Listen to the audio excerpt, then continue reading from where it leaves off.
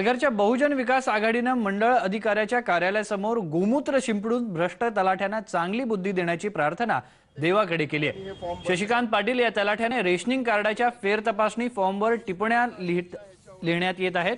याच्या 2 बायका आहेत, हा घर जावई आहे, याची बायको पळून गेली आहे, अशा टिप्पण्या लिहिल्याने नागरिकांमध्ये नाराजी पसरली आहे। अशा टिप्पण्यांची गरज नसताना अशा तलाठ्यांना नागरिकांनी घेराव घालण्यात आला। तलाठ्यांनी माफी मागितली नाही तर आंदोलनाचा इशाराही देण्यात आलाय।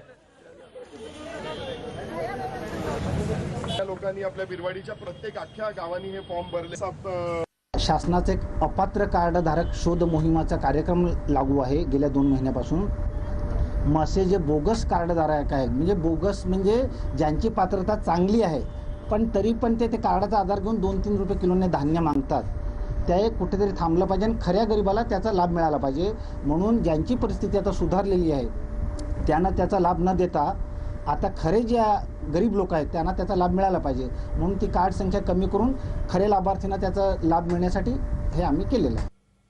मुंबई ईस्ट वेस्ट मध्ये वेळ झाली एका छोट्याशा ब्रेकची। पाहत रहा स्टार माझा।